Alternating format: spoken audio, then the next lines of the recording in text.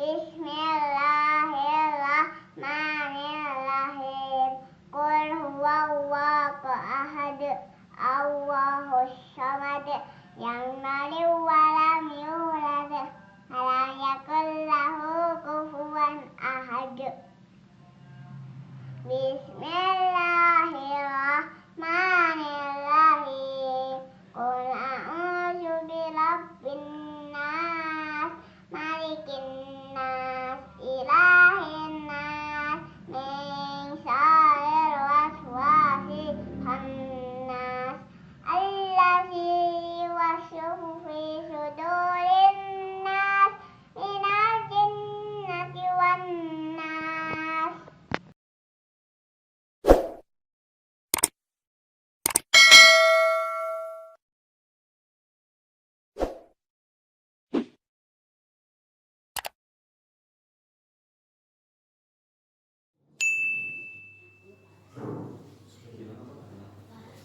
Assalamualaikum warahmatullahi wabarakatuh.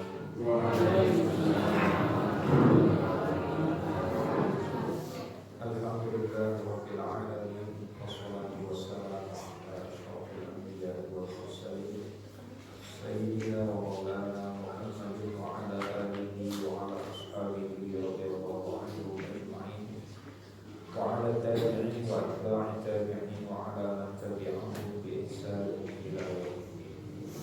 Amma ba'd. Rabbana la ilaha illa anta subhanaka inna kunna minadh dhalimin. Allahumma rabbana inna nas'aluka ilman nafi'an wa rizqan thayyiban wa wasi'an wa amalan mutaqabbalan. Rabbana ta'allamna ma 'allamtana wa 'allimna ma yanfa'una wa zidna 'ilma wa zidna fahma innaka antal 'alimul hakim. Para bapak ibu serta saudara sekalian, pada pagi hari ini yang pertama saya mohon maaf lupa dari beliau mengaku kalau saya terlambat, karena setiap Ahad pagi saya ada jadwal rutin di beberapa tempat. Jadi biasanya rata-rata selesainya jam 6. Dan itu saya tidak sampaikan atau lupa menyampaikan. Jadi di pagi hari ini saya terlambat. Dan untungnya di pagi ini tadi kegiatan saya juga tidak jauh dari Grogol, terus bisa berjalan ke sini walaupun juga tetap terlambat. Dan ketika saya datang saya kira sudah ada rencananya, saya mau jadi peserta saja, ternyata bawa aja. Saya kira mau lanjut dengan tadi mau isi kajian. Di pagi hari ini insya Allah kita sama-sama belajar mengharapkan ilmu dari Allah Ta'ala, mengharapkan keberkahan dari tempat ini, yaitu masjid. Syukur-syukur kalau dulu ini adalah lahan wakaf, maka akan semakin tinggi keberkahannya, karena wakaf itu sangat berkah. Kemudian bangunannya juga wakaf dari warga, bahwa ini juga sangat besar keberkahannya. Allah Rasul berkata, man bana masjidan banallahu lahu mithlahu fil jannah. Siapa yang bangun masjid, man bana lillahi masjidan, yang niatnya lillahi ta'ala, maka akan Allah buatkan untuknya hal yang sama di surga. Ini salah satu kabar gembira dalam sebuah hadis dari Muhammad Tirmidzi dan Sahih. Man bana lillahi masjidan banallahu lahu mithlahu fil jannah. Allah akan buat untuknya yang serupa nanti di surga. Bapak Ibu sekalian rahimahullah, pada pagi hari ini di tempat yang penuh berkah ini, di awal bulan Sya'ban, kita sudah dekat sekali jalannya dengan Allah. Mudah-mudahan Allah berkahi kita di bulan Rajab dan Allah berkahi kita di bulan Sya'ban ini, dan semoga Allah panjangkan umur kita sampai bulan Ramadan. Allahumma barik lana fi Rajab wa Sya'ban wa ballighna Ramadan. Persiapan kita menjelang masuknya bulan Ramadan. Dan tema kita di pagi hari ini adalah masjid. Apa kaitannya dengan Ramadan? Justru amal ibadah kaum muslimin atau amaliyah kaum muslimin di Ramadan banyak terkonsentrasi di masjid. Jadi mudah-mudahan kajian kita di pagi hari ini betul-betul mendatangkan mendatangkan manfaat besar, terutama kaitannya dengan ibadah kita nanti di bulan Ramadan. Jadi betul-betul persiapan menjelang datangnya bulan Ramadan. Saya awali dengan membacakan sebuah ayat Quran. Bismillahirrahmanirrahim. Tsumma tawallaytum min ba'di dzalik falawla fadlullahi 'alaikum wa rahmatuhu lakuntum minal khasirin. Ini ayat terletak di surat Al-Baqarah ayat 64 dan awalnya berkaitan dengan Bani Israil. Namun karena lafal ayatnya umum, jadi ayat ini berlaku universal untuk seluruh umat, bukan hanya Bani Israil. Tsumma tawallaitum min ba'di dzalik. Kemudian kalian wahai Bani Israil berpaling setelah itu. Apa maksudnya nanti jangan baca sendiri aja sejarahnya, karena bukan itu yang akan kita kaji pada hari ini. Yang akan kita bahas kalimat wanitanya. Falaula fadlullahi 'alaikum wa rahmatuhu. Seandainya tidak ada fadilah dari Allah dan rahmatnya, lakuntum minal khasirin. Pastilah kamu termasuk orang yang rugi. Kalau tidak ada fadilah dan tidak ada rahmat, kamu pasti rugi. Kalau kebalikan rugi apa? Untung. Kebalikan dari rugi adalah pengen untung apa pengen rugi? Betul. Hah? Lo apa hubungannya dengan masjid? Nah, coba lihat. Kata kuncinya ada dua, fadilah dan rahmat. Fadilah dan rahmat. Nah, sebelum ke sana kita beralih dulu ke sebuah hadis Nabi SAW. Hadis ini sahih riwayat Muslim. Nanti Bapak Ibu bisa menemukannya dengan mudah. Jadi kalau hadis itu riwayat Bukhari atau Muslim itu gampang dicari. Gampang. Bismillahirrahmanirrahim. Qala Rasulullah sallallahu alaihi wasallam, qaribu wasaddidu. Qaribu wasaddidu. Kerjakan ibadah itu sedang-sedang dan benar. Kaitannya apa ini? Itu dengan kuantitas dan kualitas. Ibadah itu kita lakukan secara kuantitas sedang-sedang. Tahu sedang?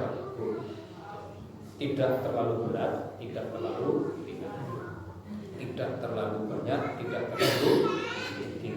Dan ukuran untuk sedang ini masing-masing orang lain-lain. Dia punya takarannya sendiri-sendiri. Bagi sebagian orang itu mungkin banyak, tapi bagi sebagian yang lain itu sedang. Atau bagi sebagian orang itu sedikit, tapi bagi yang lain itu masih kurang. Macam-macam takaran kita beda-beda, kapasitas kita berlainan. Maka ukuran sedangnya pun akan berbeda-beda. Ini ibadah apa maksudnya? Kayak terutama yang berkaitan dengan ibadah yang hukumnya sunnah. Kenapa? Karena ibadah yang hukumnya sunnah variannya banyak. Sholat sunnah ada sekian banyak dalam sebulan. Puasa sunnah pun ada sekian banyak dalam sebulan. Untuk yang hukumnya sunnah ini karena variannya banyak, jenisnya banyak, cara mengerjakannya sama, maka pilih saja mana yang kita sukai, mana yang sesuai dengan kapasitas kita tadi. Sampai di sini nyambung. Dan ukurannya yang sedang saja, tapi caranya tetap benar. Kuantitas sedang, kualitas benar. Kualitasnya bagus. Kemudian untuk ibadah yang hukumnya wajib ini agak susah diterapkan karena yang wajib tidak ada pilihan. Yang wajib tidak ada pilihan. Yang ada hanya keringanan. Itu pun kalau kondisinya darurat. Contohnya adalah sholat zuhur bisa berubah jadi berapa rakaat? 2. Dalam kondisi safar, musafir dibolehkan untuk mengkosor atau meringkas sholat 4 rakaatnya menjadi 2 rakaat. Kalau 3 rakaat jadi berapa rakaat?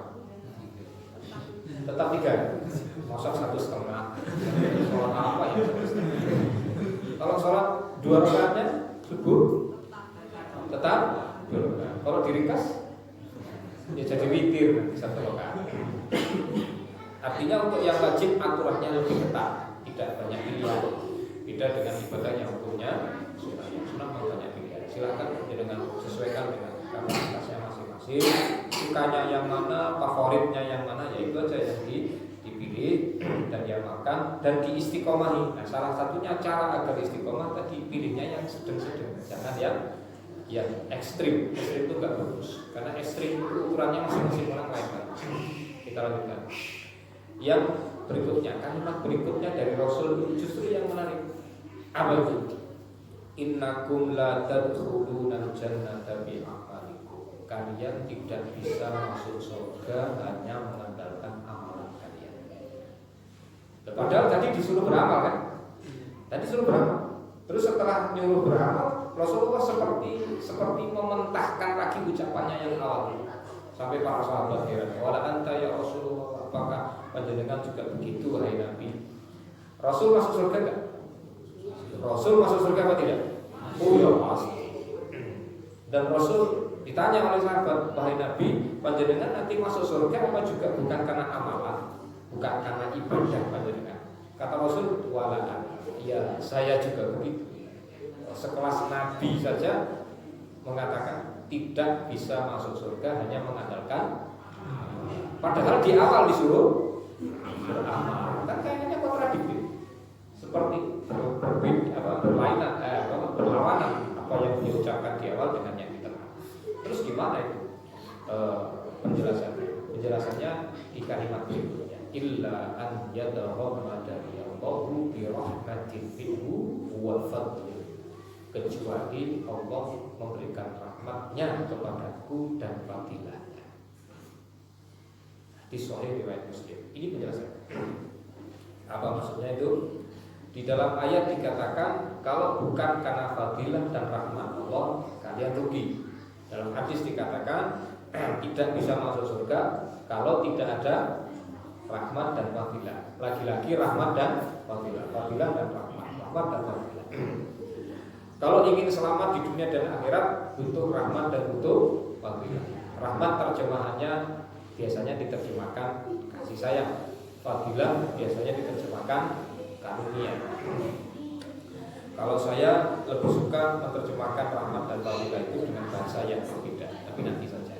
Sebelum ke sana kita ingatkan lagi para bapak dan ibu, terutama para bapak. Tema kita di kapan ya? 2 pekan yang lalu itu tentang bapak ya, tentang bapak apa namanya? Koam. Bapak ya, koam. Kalau ibu belum kita bahas gitu. Belum ya, masih bapak dulu. Tapi yang penting kan bapaknya. Bapaknya beres, ibunya insyaallah lebih gampang beres. Kalau ibunya beres, bapaknya belum tentu beres. Kalau bapaknya beres, kalau ibunya beres. Saat masuk masjid kita doa apa? Doanya apa? Saya nggak mau nanya bocah-bocah, mereka mesti bisa jawab.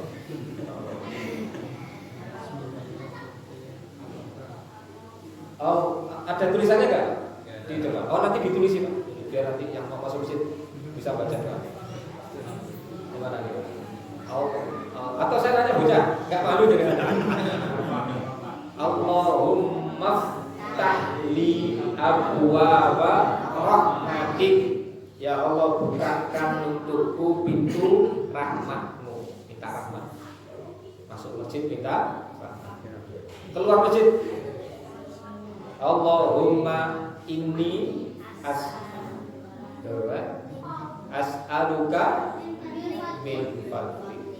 Keluar masjid minta fadilah. Aku ya Allah, aku mohon kepadamu sebagian dari fadilah. Padahal 2 hal itu kunci keberuntungan di dunia dan di akhirat. Enggak ada rahmat, enggak ada fadilah, pasti rugi. Mesti rugi. Berarti kesimpulan awalnya untung ada masjid.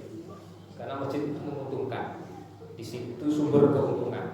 Ada rahmat, ada fadilah. Masuk masjid minta rahmat, keluar masjid minta fadilah. Gini Bapak Ibu, kalau dengan bahasa saya, rahmat itu diibaratkan sebuah toko.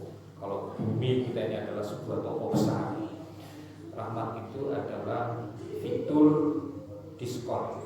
Jadi ada apa namanya? Ada promo diskon. Bapak Ibu kalau belanja sukanya dikasih diskon nggak? Hah? Oh, nggak dikasih diskon aja, udah nawarnya luar biasa. Oh, ibu-ibu ya?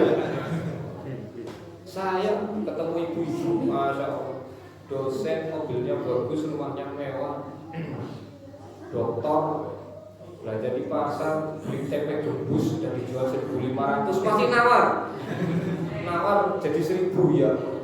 Padahal parkir mobilnya aja 2.000. Itu tempe rebus itu masih nawar. Saya kenal dengan beliau. Kalau saya nggak kenal, saya akan ngomong gini, Bu, jangan bawa aja TP-nya biar saya yang bayarkan. Tapi karena saya kenal beliau, untungnya waktu itu pakai masker, jadi kondisi pandemi, jadi beliau nggak tahu saya, tapi saya tahu beliau. Jadi saya diem aja, malu saya, yang malu malah saya. 1.500 masih dinyang, masih minta diskon. Baik, fadilah itu adalah bonus. Kalau rahmat itu adalah diskon, fadilah adalah bonus. Bapak Ibu kalau belanja, pengennya yang mana? Diskon apa bonus? Harga dikurangi atau beli satu dapat dua? Dua-duanya. Dua-duanya. Sudah harga dikurangi masih dikasih bonus. Bayangkan kalau ada toko model begitu itu promonya.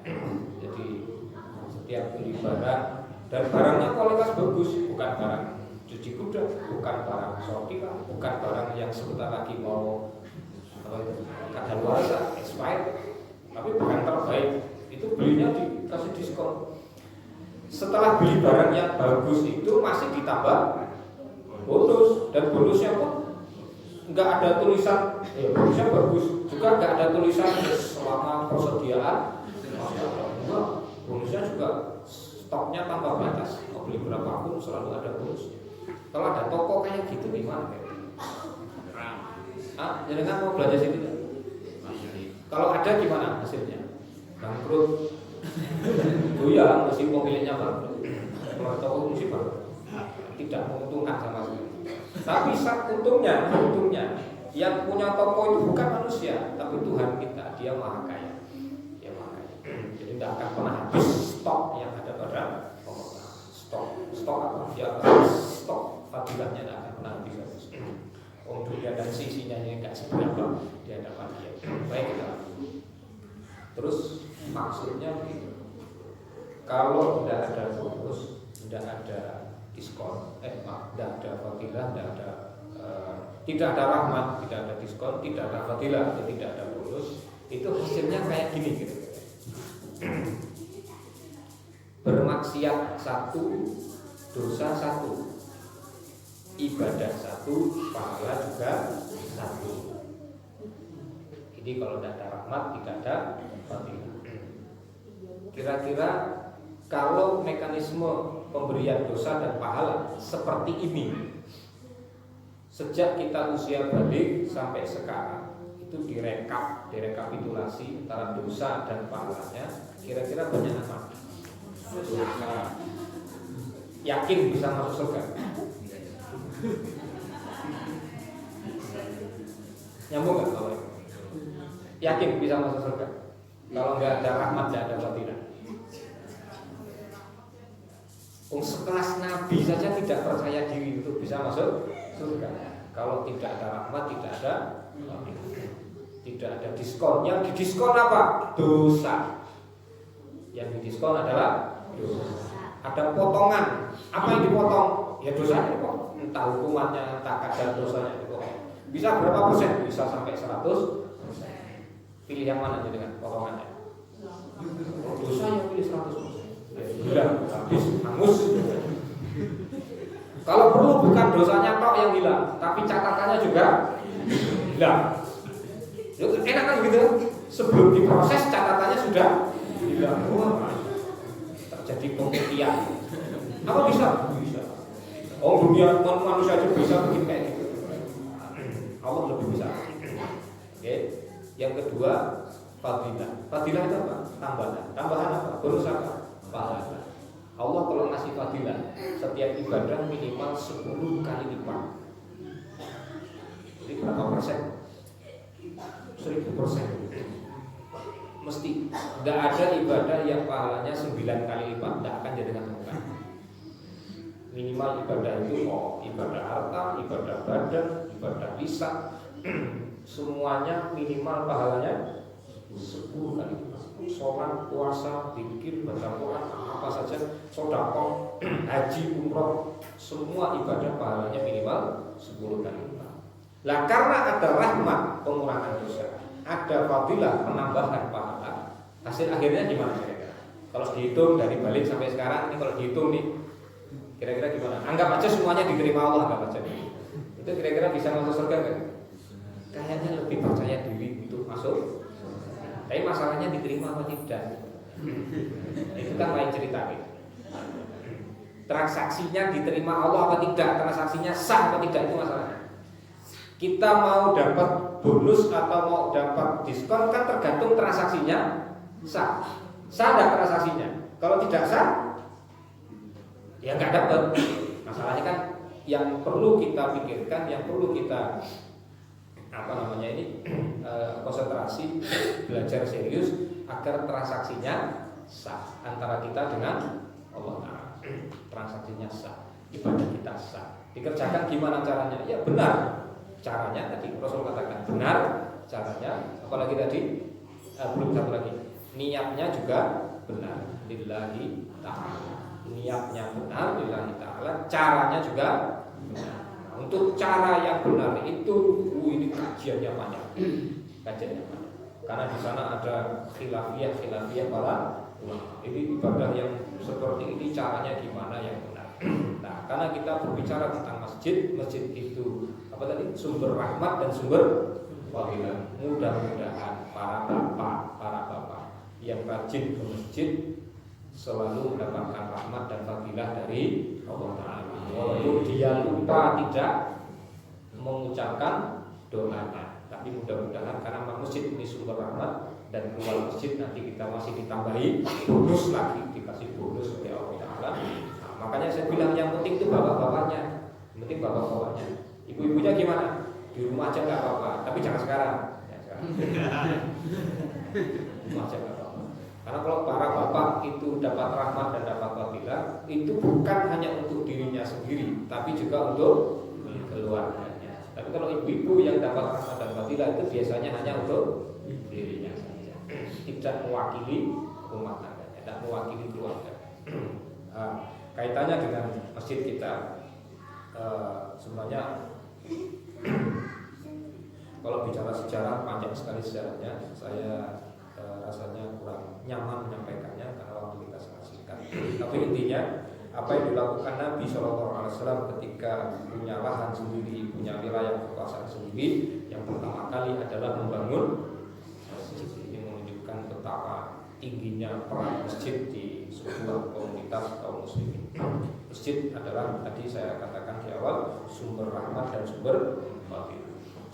Dan untuk bisa mendapatkan itu, ibadah kita harus benar, ibadah kita harus sah, transaksinya benar. Dan untuk sahnya ibadah butuh 3 hal. Yang pertama, niatnya benar, lillahi. Yang kedua, caranya benar. Untuk cara yang benar nanti kita kaji setelah ini. Yang ketiga, ada yang tahu? Niatnya benar, caranya benar.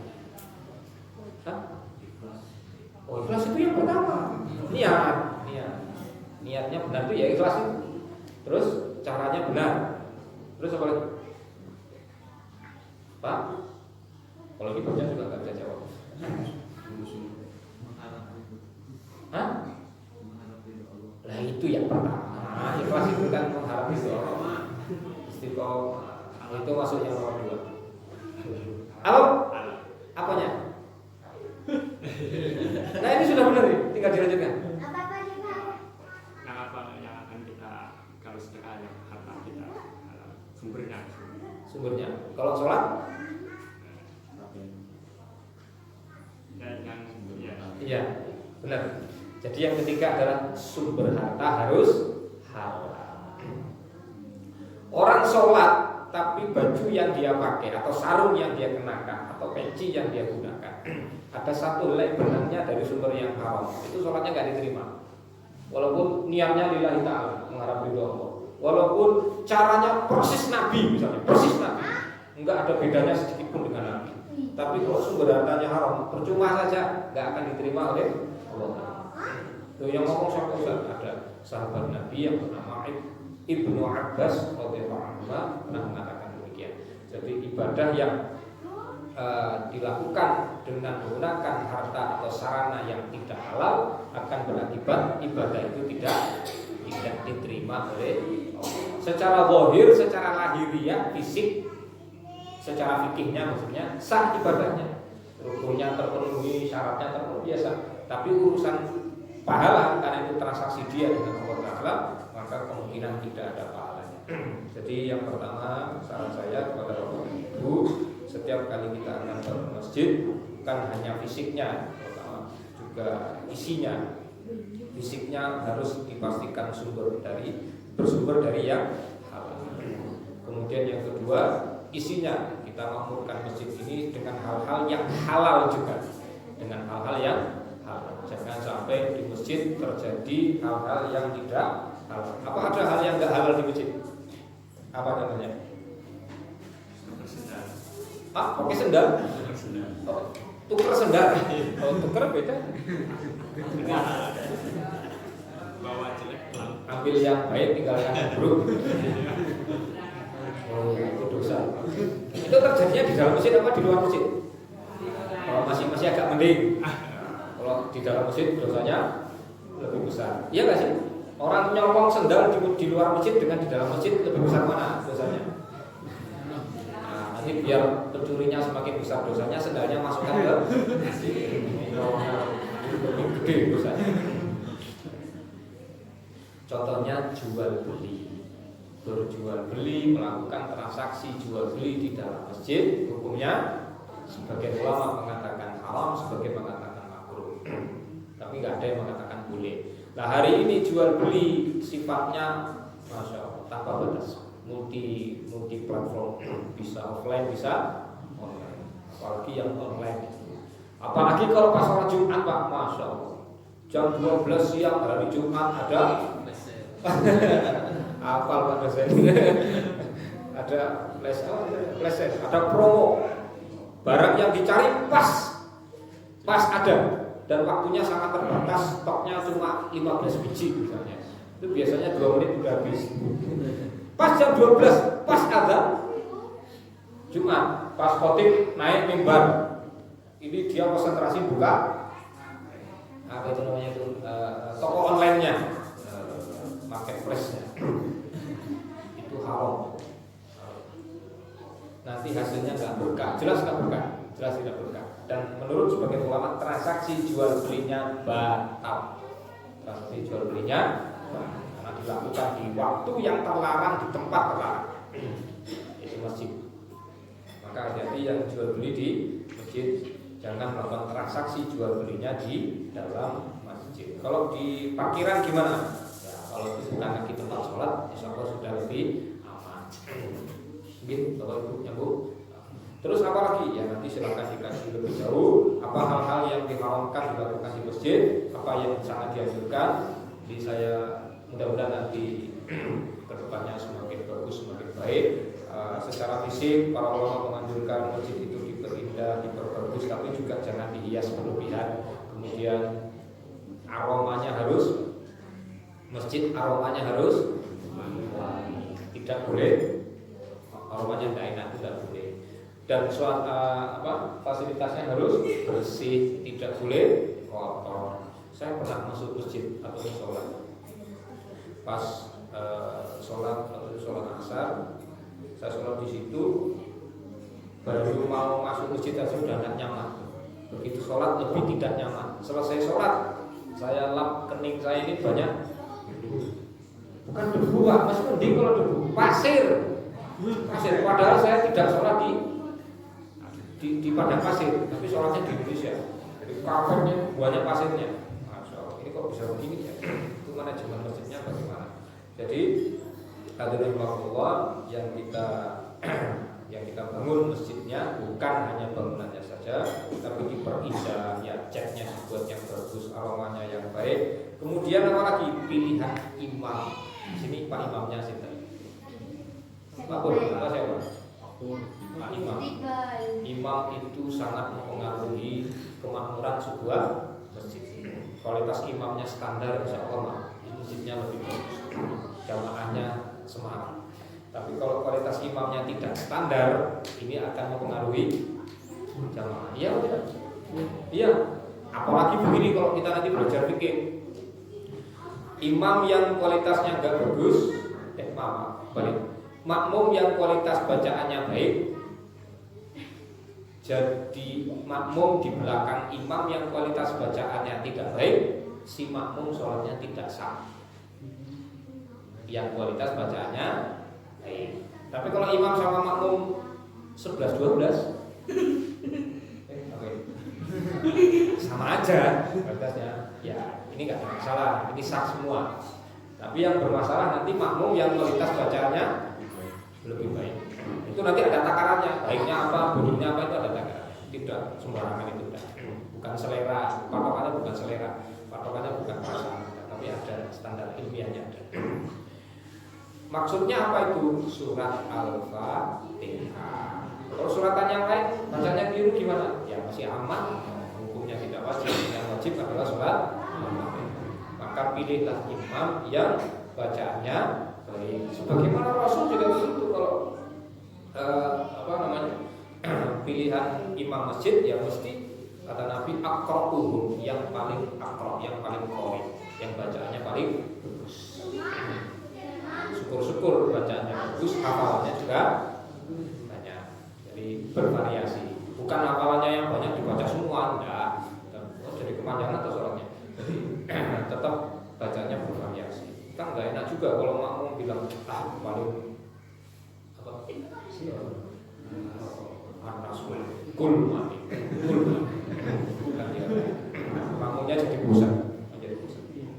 Nah, kira-kira begitu. Berikutnya hadirin Allah yang saya hormati, akan bagus kalau di masjid kita ini tempat turunnya rahmat, tempat sumber dari fadilah dari Allah Ta'ala.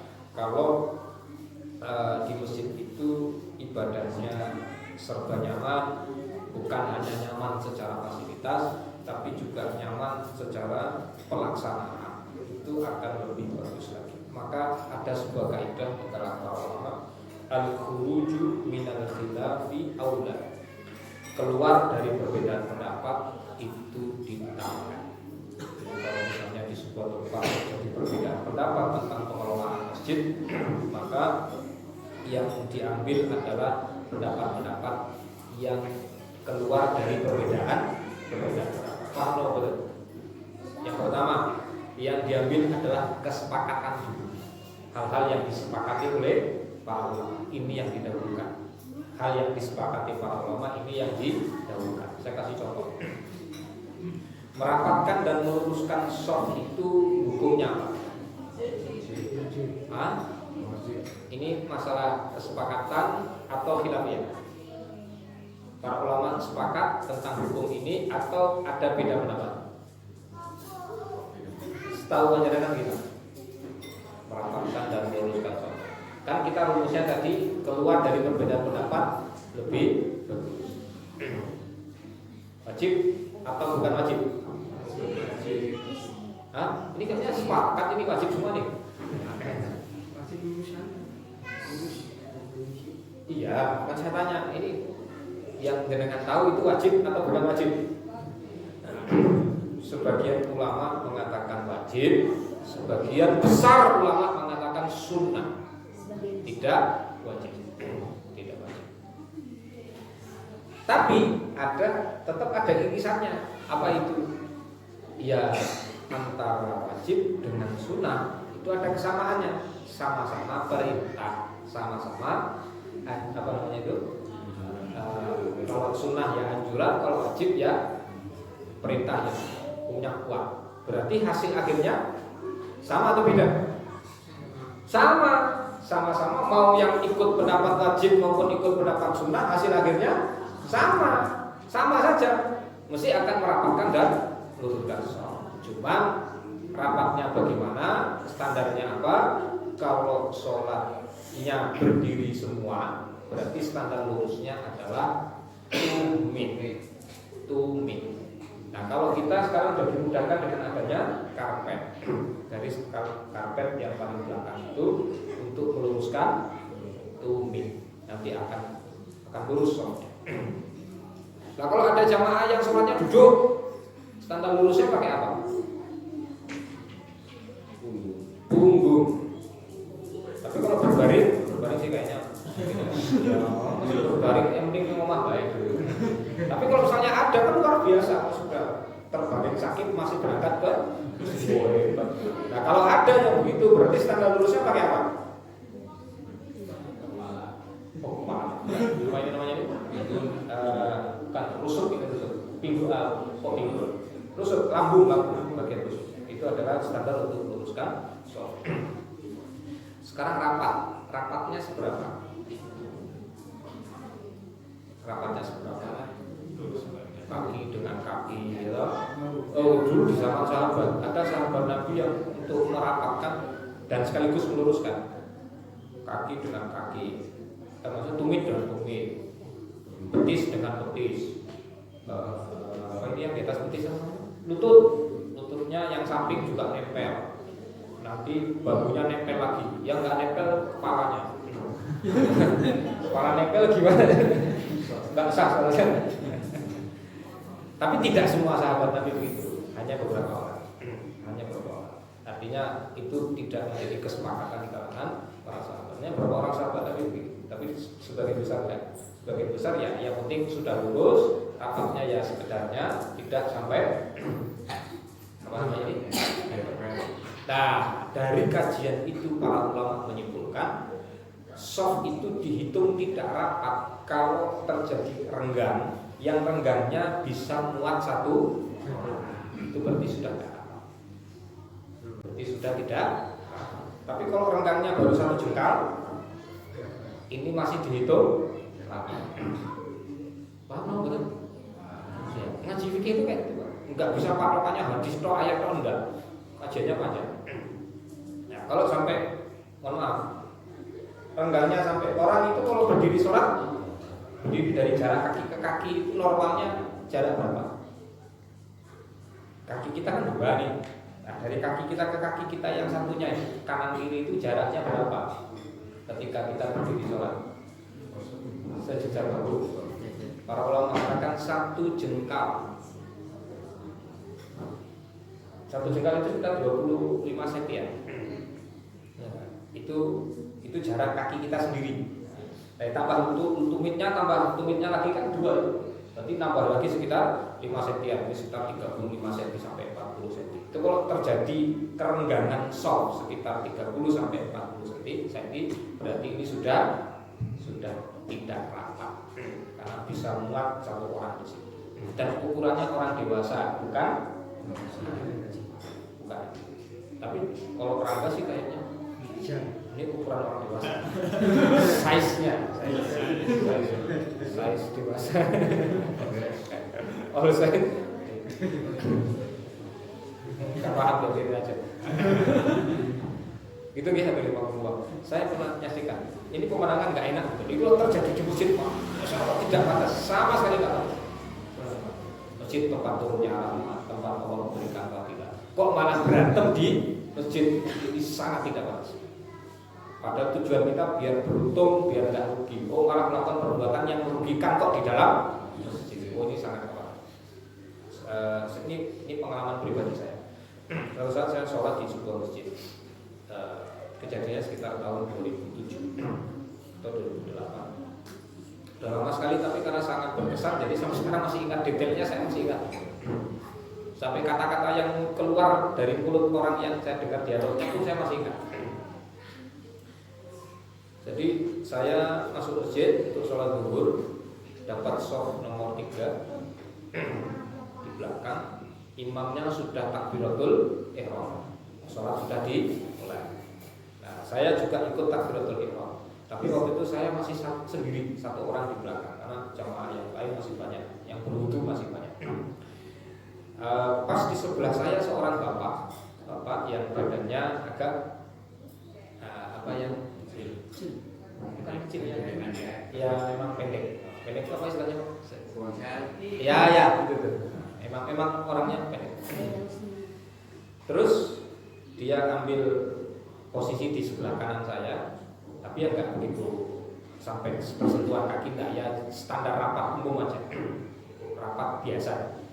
Terus di sebelahnya beliau, di sebelah kanan tadi kan sebelah kanannya beliau seorang pemuda, badannya gede, tinggi, gede. Terus dia merapatkan kaki kirinya ke kaki kanan si bapak, dikejar, ditempelkan. Nah si bapak tidak suka kakinya nempel. Akhirnya si bapak menggeser kaki kanannya ke kaki kirinya jadi lebih rapat. Tapi sebenarnya geser ke arah saya juga. Sampai geser, itu si bapak kakinya masih dikejar oleh si pemuda. Kejar terus. Nah bapaknya kakinya udah mepet. Sampai akhirnya badan si bapak itu nyenggol saya. Nah, karena udah nyenggol saya, dia sudah kepepet. Akhirnya dia mundur ke belakang, pindah ke sebelah kiri saya. Kalimat yang muncul dari mulutnya itu yang hampir membuat sholat saya batal. Wes penen.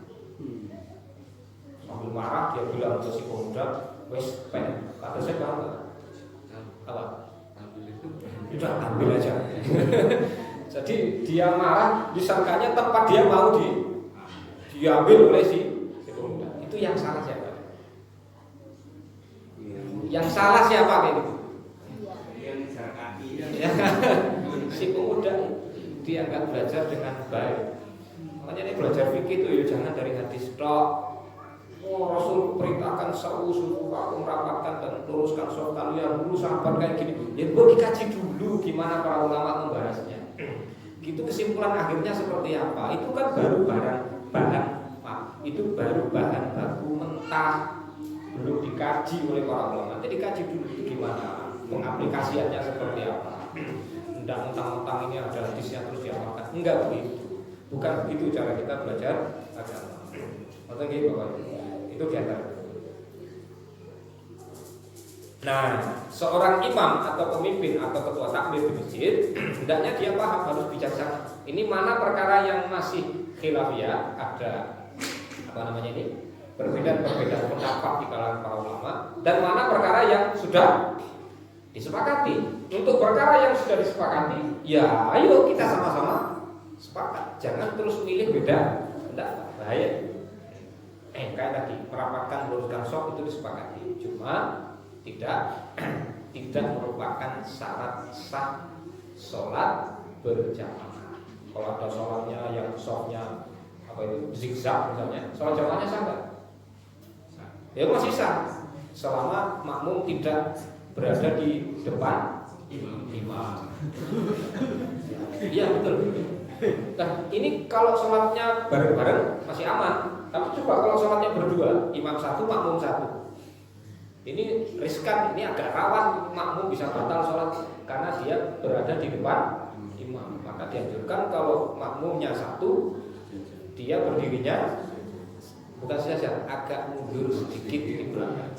Kalau sejajar nanti di gerakan-gerakan berikutnya bisa saja dia nggak sadar malah ke depan, mendahului, walaupun cuma mendahului setengah kaki saja batal sholatnya, bisa batal sholatnya.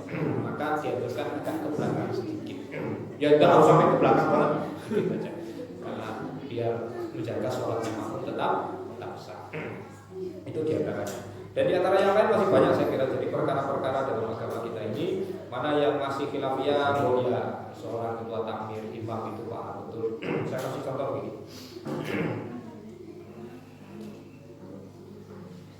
Ini masalahnya ringan sepele, tapi kalau nggak paham bikin ribut. Apa hukumnya baca Al-Fatihah bagi makmum? Makmum wajib baca Al-Fatihah apa tidak?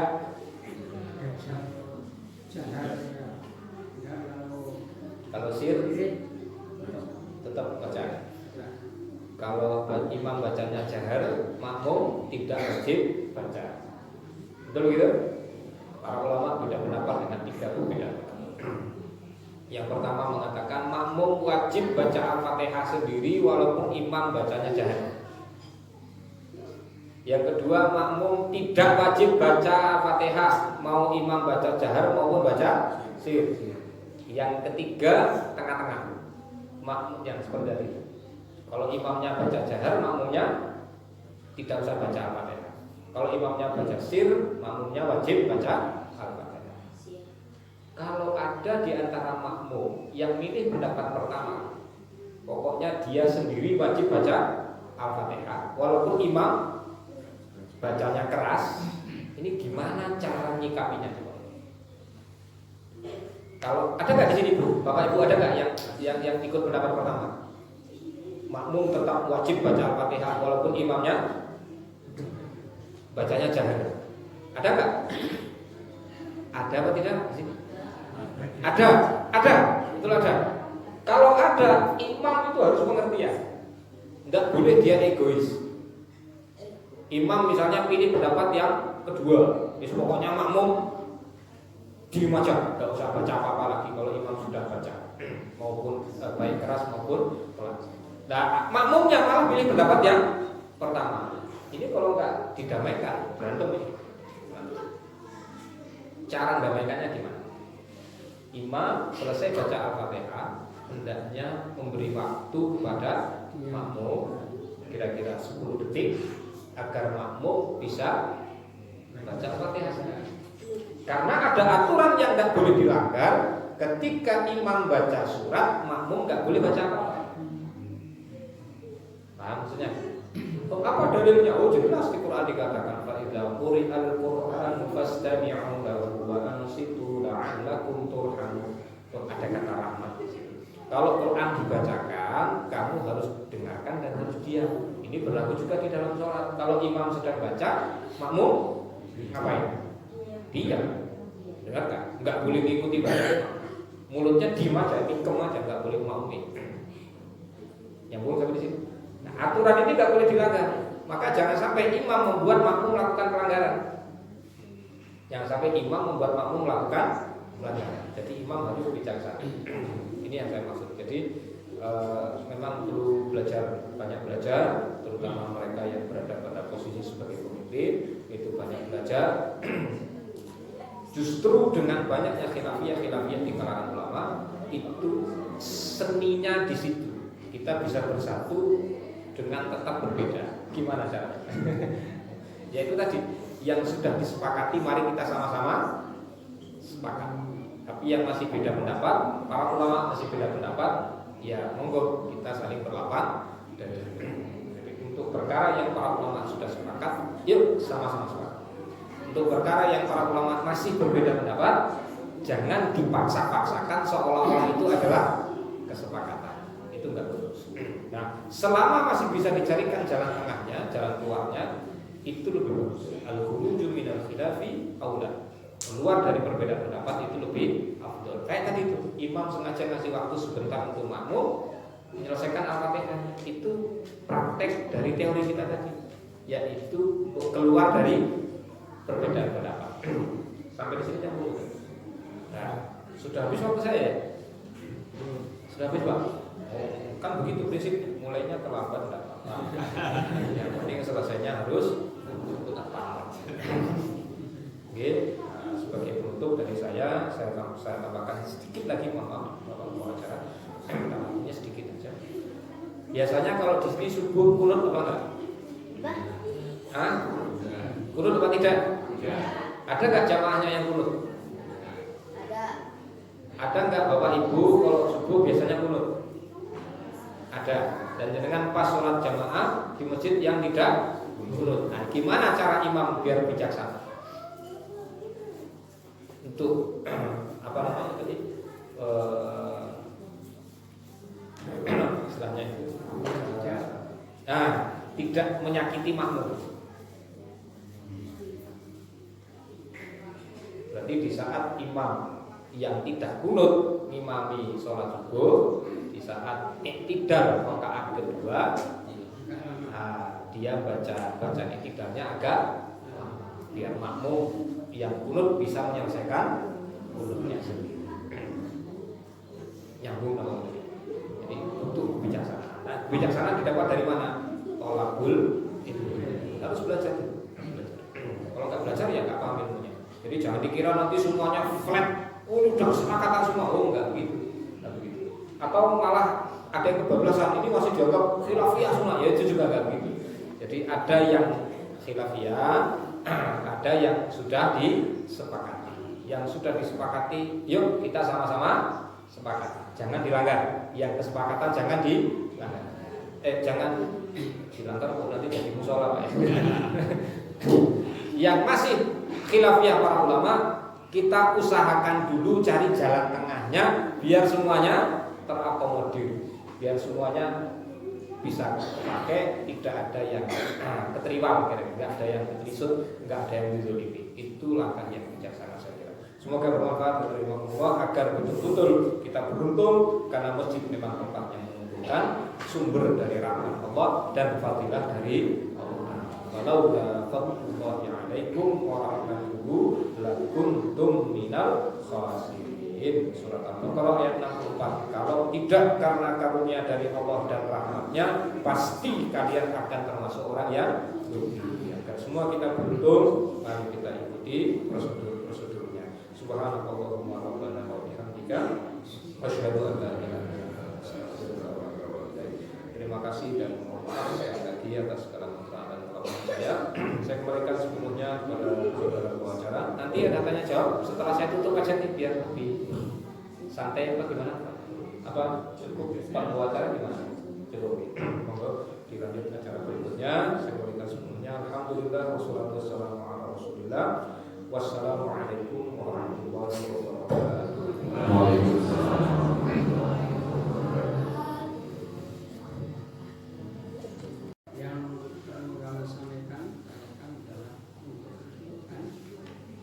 Yang pertama adalah imam, dan kedua pada waktu kita menyikapi jamaah yang kunut.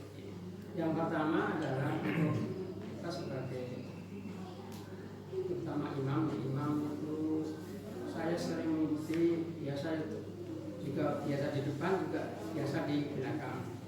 Kalau saya di depan memang tadi saya sampai mengikuti sambil Ustaz itu setelah baca Fatihah selesai saya memberikan jeda. Tapi ada yang imam yang satu itu langsung baca surat dan sebagainya. Nah ini untuk menyikapi itu tadi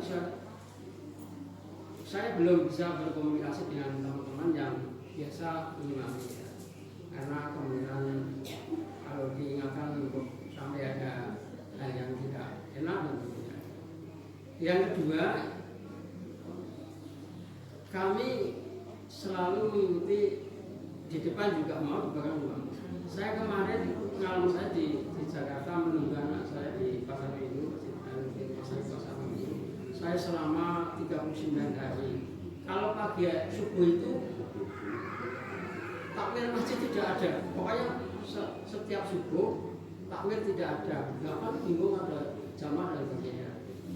Nah kebetulan ada bapak aja yang depan. Saya bilang gini, jamaah, saya mohon maaf, saya tidak pakai bungut. Apabila nanti jamaah ada yang pakai bungut, saya beri jeda. Itu sikap saya ini benar atau salah? Mohon penjelasan kepada Ustaz. Assalamualaikum warahmatullahi wabarakatuh.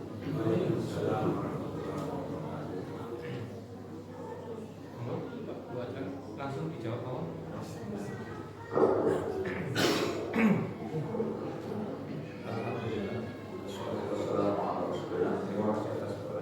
Bapak Sinten nggih? Margio.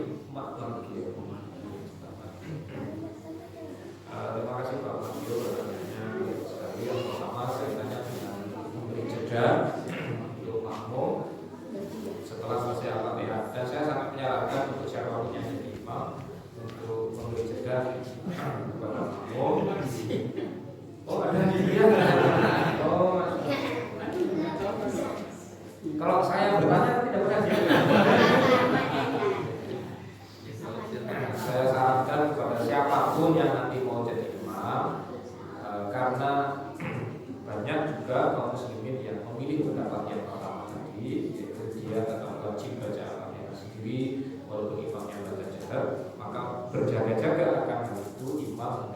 memberi waktu kepada makmum biar makmum tidak melakukan pelanggaran dan dia tidak kesusahan. Itu yang pertama. Yang kedua, bagaimana sikap saya atau ibaratnya Pak Bambang tadi. Nah ini rumusnya agak beda kalau yang kedua. Kenapa? Karena kalau tadi kan saya tanya dulu, ini masjid biasa dulu apa? Kalau kita hadir di sebuah tempat yang di masjid itu biasa kunut, dan ternyata kita diberi kehormatan untuk imami di situ, maka pilihannya cuma satu, yaitu kita baca kunut. Kalau panjenengan tidak hafal doa kunut, pilihannya juga satu, jangan mau jadi imam. Jangan mau jadi imam. Udah gitu. Tapi kalau masjid setempat memang biasa tidak kunut, ya pilihannya kayak tadi. Berjaga-jaga kalau ada makmum yang kunut, maka imam masih wajib. Tapi kalau di situ biasa kunut, maka beda sikapnya.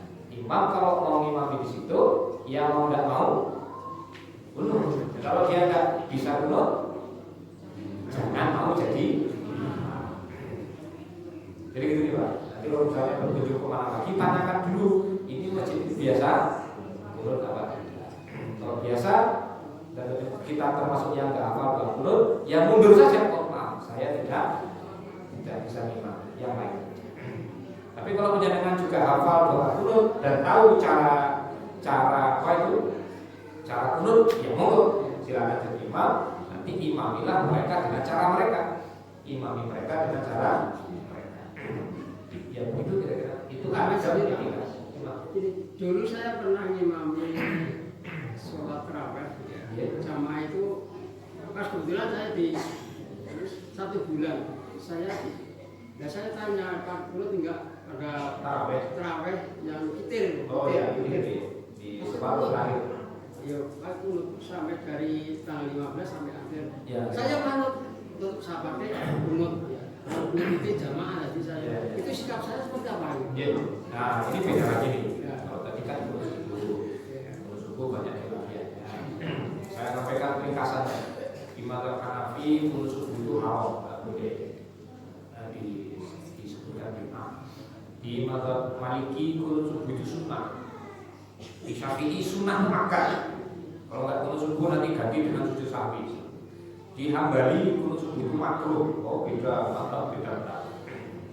Nah kalau kunut witir, terutama di separuh kedua Ramadan, mulai malam ke-16 sampai akhir Ramadan, semua ulama sepakat menyatakan ada ibadah. Hanafi menyatakan wajib kunut witir. Maliki, Syafi'i, Hambali menyatakan sunnah. Syafi'i sunnah makan. Kunut witir di separuh kedua. Hambali mengatakan kunut witir sudah disunahkan sejak malam pertama Ramadan. Artinya kita ambil benang merahnya, irisannya ada. Untuk kunut witir di separuh kedua Ramadan, semua ulama sepakat. Artinya tidak ada pilihan lain. Tapi kalau gimana? Kalau para ulama sepakat, kita gimana? Ya ayo sama-sama kita amalkan. Ulama sudah sepakat. Mau warnanya apapun terserah, mau hijau, mau biru, mau apa gitu, mau warna anda apapun silakan, tidak ada masalah. Karena ulama sudah sepakat, berarti hendaknya kita seragam dalam hal itu. Pilihan sikapnya cuma satu, hanya mengikuti kesepakatan para ulama. Nah kalau makmumnya nggak mau, ya kita ajarkan. Ini sudah disepakati para ulama. Yuk kita amalkan sama-sama. Bagi yang nggak kunut subuh, ya kunut witir dia. Ya, yang bagi yang sudah biasa kunut subuh, kunut witir ya tambah iya. Itu gimana? Iya. Itu witir pembahasannya beda. Ini terus pertanyaannya juga sekaligus nambahi untuk panjenengan. Nanti kalau di sini bulan Ramadan di separuh kedua Ramadan yang biasanya belum ada kunut dalam sholat witir, hendaknya mulai tahun ini nanti sudah ada belum sebelumnya? Belum, nanti mulai tahun ini nanti belum ketemu dipanjangkan, tambahkanlah kunut dalam sholat di rakaat ketiganya atau rakaat terakhirnya pada tidak baca kunutnya gimana? Sama persis dengan sholat subuh. aslinya doa kunut Allahumma hdini fiman hadait itu sendiri. Nanti kalau untuk berjamaah berarti nggak boleh dibaca begitu. Kalau imam bacanya nggak boleh Allahumma hdini, hukumnya makruh. Kalau imam bacanya harus Allahumma hdina fiman hadait, ya doa untuk orang banyak, bukan untuk dirinya. Masa dia untuk dirinya sendiri doa terus orang disuruh nyanyi? Namanya murid kayak gitu. Makanya hukumnya makruh. Kalau dia doa untuk orang banyak, wakili orang banyak, kata gantinya harus diganti juga. Ya boleh saya, tapi harus kami. Allahumma hdina fiman hadait wa afina fiman afait dan seterusnya. Itu aslinya doa untuk kunut witir. Aslinya itu doa untuk kunut witir. Kemudian nanti bisa dipakai untuk kunut subuh, bisa digunakan untuk kunut nazilah. Jadi yang sudah biasa kunut subuh, insya Allah doanya sama persis untuk doa. Cuma ada tambahan, kalau di mazhab Hambali kunut witir itu doanya unlimited, tanpa batas. Jadi bisa panjang yang penting doanya pakai bahasa Arab. Tapi kalau di mazhab Syafi'i enggak, di mazhab Syafi'i, Hanafi, Maliki, Syafi'i, kunut witir itu cukup sekedarnya saja, tidak usah terlalu lama. Ya lebih lama sedikit dari kunut subuh nggak apa-apa. Kalau kunut subuh nggak boleh lama-lama karena dia sholat wajib. Sholat wajib itu nggak boleh membenarkan. Kalau sholat sunnah gimana? Sholat sunnah ya tergantung kesepakatan kita. Witirnya di sini berapa? 11 rakaat apa 23 rakaat? Ya sampaikan kepada makmum ini mana? Kalau kami lebih cocok ya 11 ya sudah itu aja. Jangan nanti bikin yang di luar itu nanti bikin banyak. Sesuaikan dengan kemampuan dan tadi kesepakatan pandangan bersama. Karena itu lebih pas. Imam tidak boleh memberatkan. Sehingga Bapak Ibu oke. Saya kembalikan lagi ke Mas Muhammad. Ada yang mau tanya Ibu? Kami untuk satu pertanyaan terakhir. Mana? Oh. Buat pembicaraan tadi banyak. Assalamualaikum warahmatullahi wabarakatuh. Waalaikumsalam. Yang pertama untuk masalah imam, di tempat kami kan ada imam yang bacaan suratan terus al-fatihahnya juga kurang. Kurang apa? Kurang ayatnya. Dia salah bacaan. Iya. Sebenarnya salah bacaan. Kurang ayatnya 6 ayat kok yang dibaca. Tapi masih tetap bagian imami. Terus bagaimana hukumnya makmum? Apakah mengikuti atau membaca suratan itu sendiri-sendiri? Itu bagaimana? Nah, yang kedua ini tentang jual beli di masjid ya. Iya. Jual beli di masjid berarti apakah segala jual beli di masjid itu diharamkan? Kalau kita misalkan sehari sebelumnya kita sudah, oh besok saya mau jual ini, mau bawa ini, harganya segini, itu gimana? Ya. Itu cuma segitu. Terima kasih jawabannya. Wassalamualaikum warahmatullahi wabarakatuh. Langsung mau Mas bawakan lagu. Terima kasih. Oh iya, habis ternyata. Boleh 2 orang tok ya. Yang pertama kaitannya dengan imam. Saya sudah menyampaikan kalau Anda merasa tidak standar bacaan Al-Fatihahnya, maka sebaiknya jangan jadi imam karena akan menanggung sholatnya. Yang kedua, kalau ada makmum yang bacaan Al-Fatihahnya fasih itu gini, tidak fasih itu begini ukurannya. Tadi saya belum menyampaikan. Tidak fasih itu begini. Misalnya ada imam yang tidak membaca bacaan tasdid. Apa tasdid? Tasdid itu yang tanda double. Nah, double. Di surat Al-Fatihah, kalau ayat pertamanya basmalah, ayat terakhirnya surat Al-Fatihah. Total jumlah tasdidnya ada 14 tempat. Itu satu pun tidak boleh dihilangkan. Satu pun tidak boleh dihilangkan. Kalau ada imam yang tidak membaca tasdidnya, itu baru satu. Itu dianggap tidak sah Al-Fatihah. Tidak sah. Kalau Al-Fatihah tidak sah berarti sholat tidak sah. Resikonya berat. Makanya imam harus belajar dulu, pelajari dulu Al-Fatihah dengan benar, baru nanti jadi imam. Kalau ada, itu contoh satu. Contoh lain, misalnya imam yang mungkin secara lisan ini bawaan lahir, gambar bayi, susah mengucapkan beberapa huruf. Misalnya huruf huruf R kecampur jadi huruf Ghaib kecampur dengan R. Ghairin makhluk jadi Ghairin. Nah ini jangan jadi imam. Yang kayak gini jangan jadi imam. Ain kecampur jadi Ain. Nah ini jangan jadi imam. Betul? Yang suka memanjang-manjangkan yang tidak panjang, nah ini jangan jadi imam. Iyyaka na'budu wa iyyaka. Ini jangan jadi imam deh. Ini jangan jadi imam. Belajar dulu. Ini bahaya ini jadi imam. Yang menebarkan bacaan yang tipis itu jangan jadi imam juga. Bismillahirrahmanirrahim. Masuk gitu. Oh, Bismillahirrahmanirrahim. Itu bacaan tipis. Ada harus baca. Nah, ubah huruf, menghilangkan tasdid, memanjangkan yang tidak panjang, mendengungkan yang tidak dengung. Nah, itu sebaiknya jangan dulu jadi imam. Bismillahirrahmanirrahim. Oh, kok didengungkan? Mungkin saking enaknya gitu ya. Itu bawa lagunya sendiri. Itu tidak dengung, jangan didengungkan. Nah, kalau ada makmum yang bacaannya fasih, entah makmum itu laki-laki atau perempuan, dan imamnya tidak fasih, berarti resikonya si makmum sholatnya tidak sah. Si makmum saja yang satu orang itu saja yang bacaannya fasih. Yang tidak sah cuma dia sendiri, yang lain masih sah. Maka saya menyarankan kepada ketua takmir, pengurus takmir untuk betul-betul selektif dalam memilih jadi imam. Jangan hanya karena paling sepuh, jangan hanya ini kan yang wakaf lahannya dia, bukan.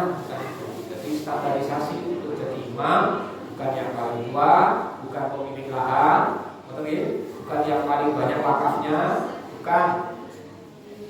Tapi bukan juga yang sudah dapat gelar haji, bukan. Tapi yang jadi imam siapa? Kalau berat, ini sudah disebutkan aqrabul, yang bacaannya paling baik. Syukur-syukur bacaannya baik, suaranya juga merdu. Ini diutamakan. Ini jelas diutamakan. Oke, itu tentang perumpamaan. Dan masalah ini nggak bisa diselesaikan secara pribadi karena masalah bareng-bareng. Jadi harus rembukan dengan siapa tadi Pak? Bukan, takmir. Dengan pengurus takmir. Rembukan dulu, sampaikan idenya, sarannya, kritikannya, masukannya kepada ketua takmir. Ini biar dibalas Pak. Biar apa? Biar nyaman. Makmumnya juga nyaman, imamnya juga nyaman. Yang kedua kaitannya dengan jual beli apa yang diharamkan. Yang dimaksud adalah melakukan apa istilahnya kalau orang jual beli itu closing atau closing apa? Deal. Jadi dealnya terjadi di masjid. Itu yang dimaksud haramnya atau makruhnya. Jadi deal transaksinya terjadi di masjid, akadnya terjadi di masjid. Saya beli barang kamu ya, iya saya jual ke kamu, itu nggak boleh. Itu nggak boleh. Apalagi ditambah bayarnya sekalian di masjid. Nah, itu transaksinya itu yang dilarang. Tapi kalau cuma pesan-pesan, Bu, kan pas ketemunya di masjid, Bu saya pesan kerudung, oh iya ada di rumah, nanti kamu ambil ke rumahnya, ini masih aman kan? Yang seperti masih aman. Cuma jangan dibiasakan. Musim kok tempat promo itu kan ya. Kalau cuma promo jangan dibiasakan. Bukan promo bisnis kita. Gitu ya. Bisa dipahami? Ya, tapi kalau misalkan bayarnya di masjid itu jangan. Ini keluar dikit deh. Kita keluar dulu sana jalan itu mikir dikit. Keluar pagar. Jadi sana transaksinya. Betul ya? Ya. Termasuk juga kalau bayarnya online, mungkin pakai apa ini? HP. Ya jangan di sini. Oh yang bagus sinyalnya di masjid bisa baca di tempat lain.